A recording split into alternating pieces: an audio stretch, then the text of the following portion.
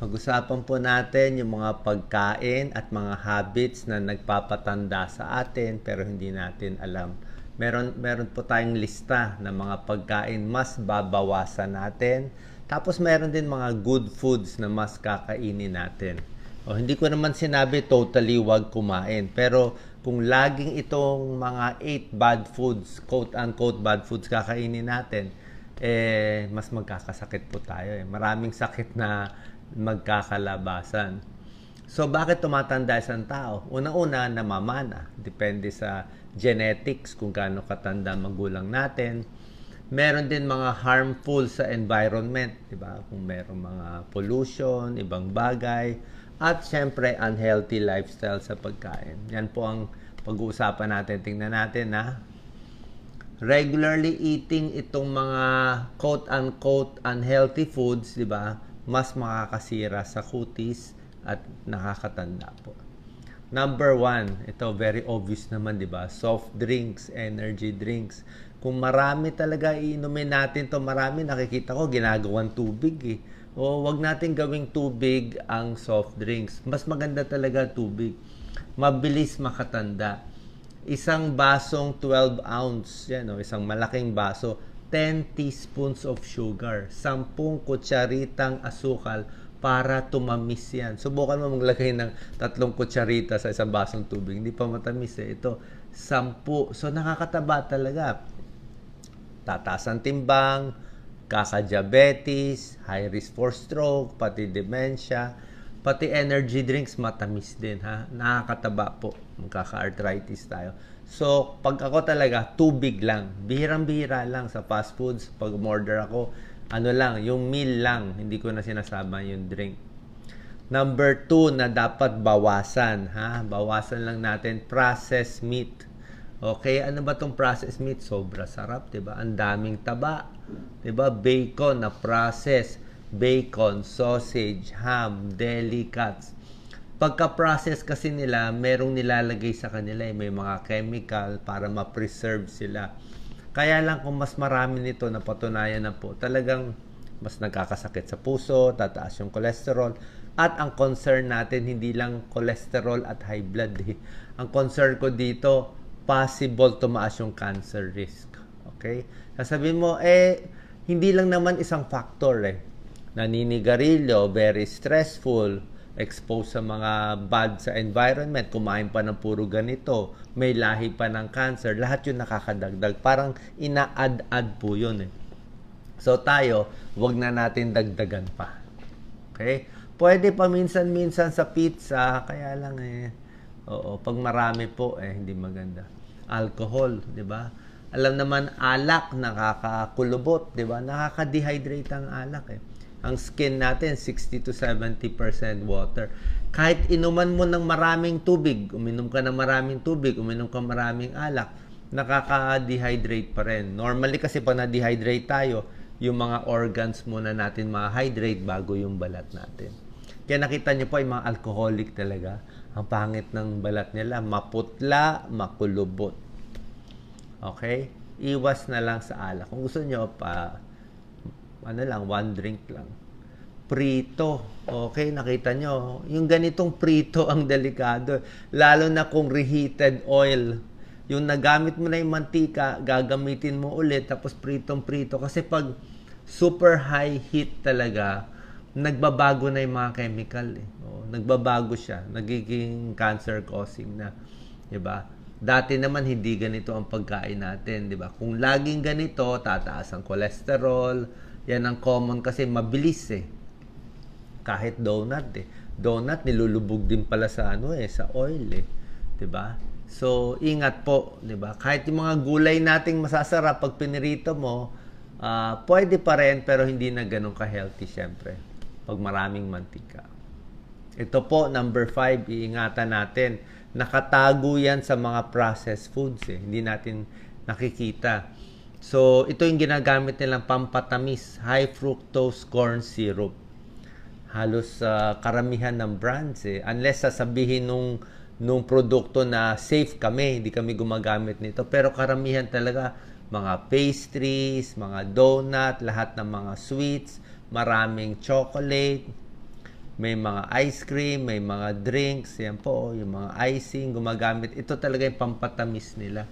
Kaya lang, napatunayan na po kung marami nitong high fructose corn syrup, hindi lang nakakataba, high risk for diabetes, heart disease, at hindi rin po maganda sa katawan. Parang nahihirapan siya ma-process ito. High fructose corn syrup po, dangerous for your health. Specifically sa fatty liver. Kaya ang dami nang may fatty liver ngayon. Nung nag-uumpisa kami bilang doktor, hindi pa pinag-usapan ng fatty liver. Parang siguro 5% lang or less ang fatty liver.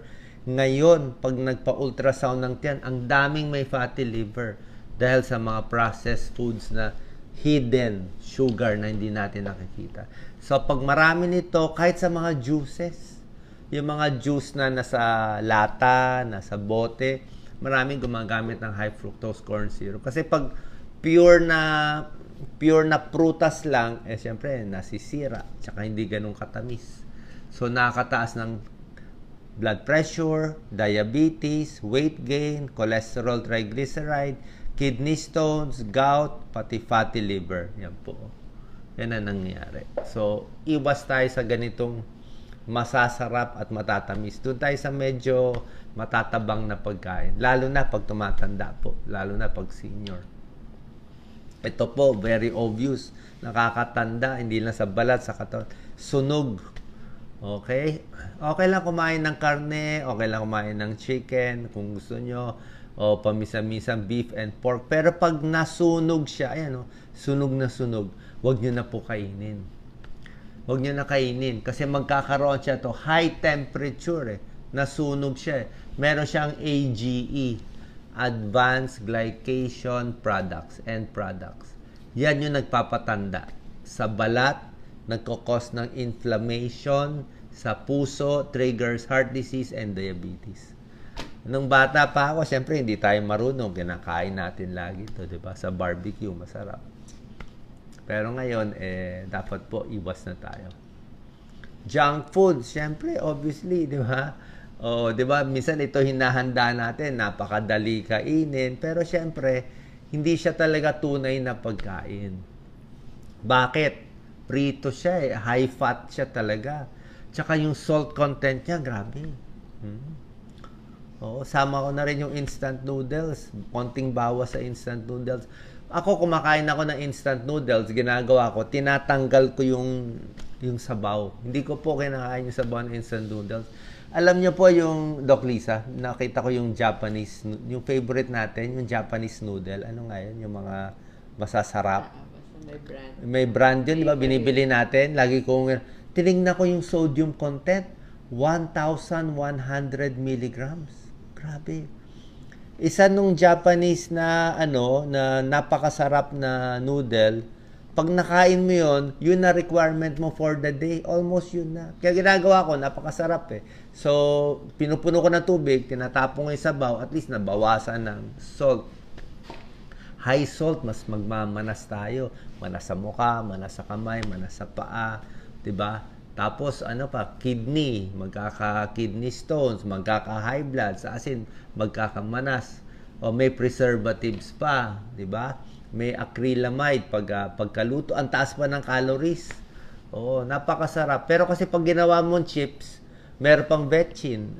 So, lahat yan, kung gusto nyo, ako kumakain din pa konti-konti. May ginagawa ngayon a little more healthy. Yung mga mamahaling chips na walang nilalagay, konting asin lang. Asin, asukal lang. Mas healthy naman yun. Pero prito pa rin siya. Merong iba baked iba binabago na nila. Ito, number 8, last, syempre, di ba? Alam nyo naman to, sweets. High fructose corn syrup. Isang tingin mo pa lang, alam mong pag sinobrahan. Pag talagang may sweet tooth kayo, hindi talagang maiwasan, konti lang kainin mo nitong M&M kung gusto mo, konti lang. Itong chocolate, ganito lang kalaki, pwede siguro. Itong wafer, isang cookie lang siguro, pwede na. Pero kung puro ganito ang merienda, yun na nga sinabi ko, AGE, Advanced Glycation End Products, nakakatanda. Isa pa, nakakasira ng ipin. Kasi ang bibig natin, may mga bakterya So, may bakterya yung ipin natin. dito sa bibig natin. Tapos sweet pa siya, maiiwan dyan. Yung bacteria, kinakain yung sweet. Kaya, yung mga bata, butas ang ipin, sira ang ipin dahil sa sweet. So, pag kumain kayo ng ganito, bata o matanda, simple lang lagi.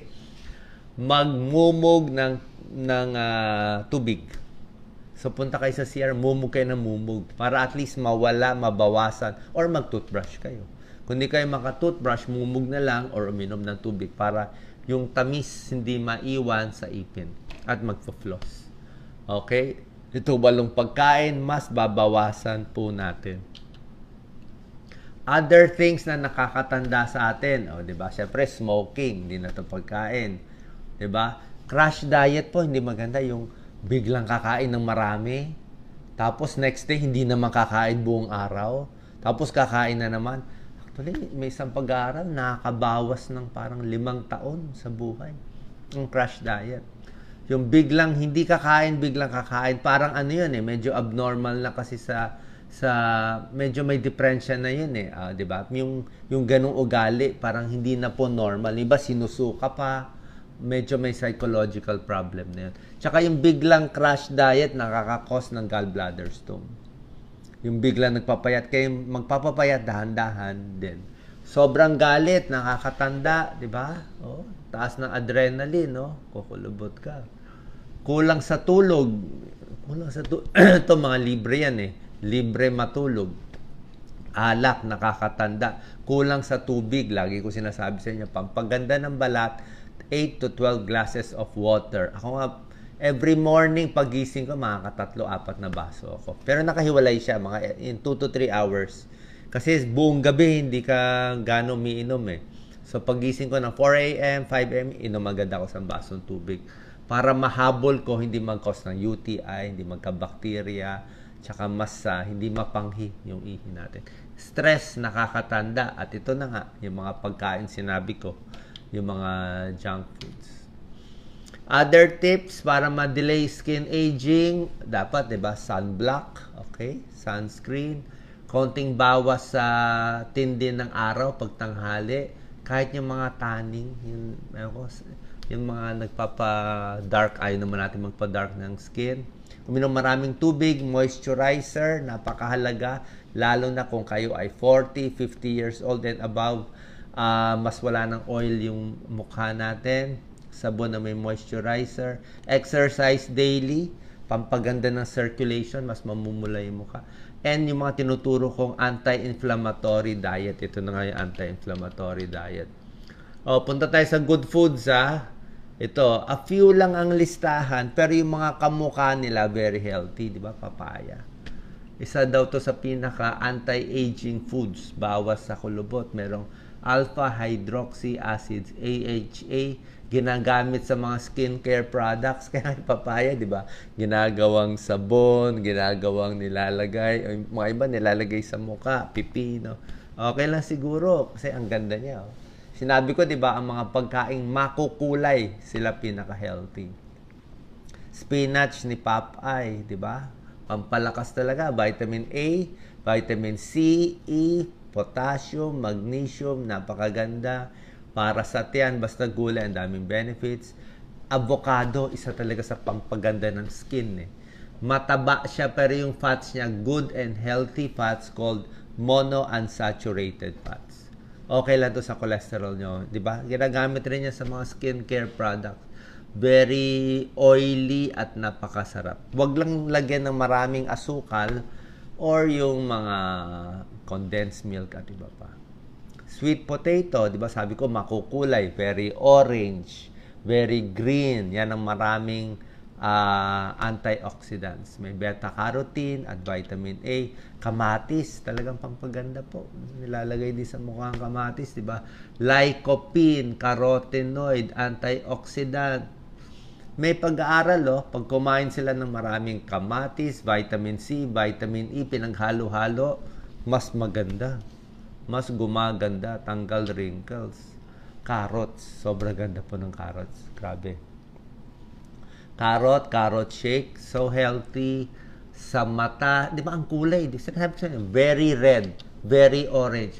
para sa mata, cancer prevention. Mas maganda to wala pang cancer. Pag wala pang cancer, ito ang kakainin mo, yung mga cellula natin hindi masisiraan ng bait, hindi biglang yung mga cells natin biglang gusto ko na maging cancer cells. Ganun lang yun eh.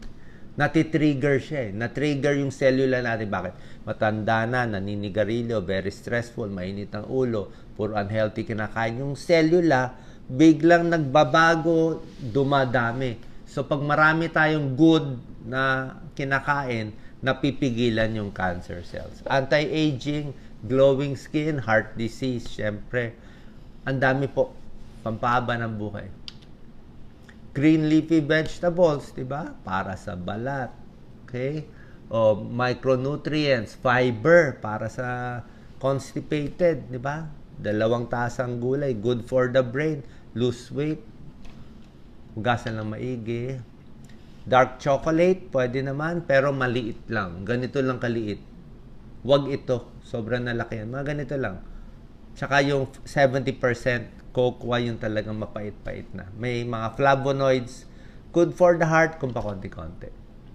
Fatty fish, syempre isda. Lahat ng klaseng isda, bangus, tilapia, ano yung mga gusto nating sardinas. So, ito, bake lang siya. Omega-3 fatty acids sa puso, sa cholesterol. Green tea pwede rin. Merong mga pag-aaral na maganda sa balat, ang green tea at anti-cancer din siya. Okay? Lifestyle para gumanda ang balat, more fresh fruits, protect your skin and sunlight, bawas stress, exercise, at sapat na tulog. Okay? Sana po nakatulong tong video natin. Pwede rin yung mga vitamins at yung mga ibang skincare regimen nyo, di ba? Yung mga moisturizer, pati yung pagliligo araw-araw, sabon at tubig, yun ang tip natin para gumanda. Sana nakatulong tong video natin. More the good foods, konting bawas lang doon sa mga bad foods. God bless po.